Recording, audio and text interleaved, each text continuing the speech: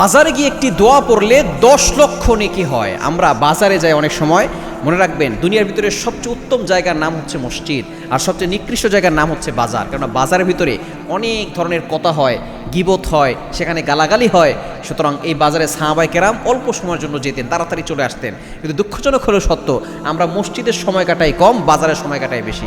আর সাহাবায়ে কেরামরা মসজিদের সময় কাটাতেন বেশি, বাজারের সময় দিতেন কম। কিছু কিছু সাহাবীরা এই দোয়াটা পড়ার জন্যই তারা বাজারে গিয়ে শুধু দোয়াটা পড়ে চলে আসতেন। কারণ ছোট্ট একটা দোয়ার মাধ্যমে আল্লাহ তাআলা 10 লক্ষ নেকি দিবেন। শুধু তাই নয়, আল্লাহ পাক রব্বুল আলামিন 10 লক্ষ গুনাহ ক্ষমা করে দিবেন। এবং আল্লাহ পাক রব্বুল আলামিন এই 10 জন যদি গোলামকে আজাদ করে দিলে যে সওয়াব হয়, সেই সওয়াব তার আমলনামায় দিয়ে দিবেন। এবং আল্লাহ তাআলা জান্নাতে একটা প্রাসাদ নির্মাণ করে দিবেন। হাদিসটি তিরমিজি শরীফের ভিতরে এসেছে এবং ইবনে মাজার ভিতরে এসেছে। চমৎকার একটি দোয়া, বাজার গিয়ে পড়বেন। লা ইলাহা ইল্লাল্লাহু ওয়াহদা লা শারীকা লা লাহুল মুলকু ওয়া লাহুল হামদু ওয়া হুয়া আলা কুল্লি শাইইন কাদির। এই ছোট্ট দোয়াটা যদি আপনি মাত্র একবার পড়তে পারেন, আল্লাহ পাক রব্বুল আলামিন 10 লক্ষ নেকি আপনার আমলনামায় দিয়ে দিবেন এবং আল্লাহ তাআলা আপনার গুনাহ ক্ষমা করে দিবেন। আল্লাহ পাক রব্বুল আলামিন জান্নাতে প্রাসাদ নির্মাণ করে দিবেন।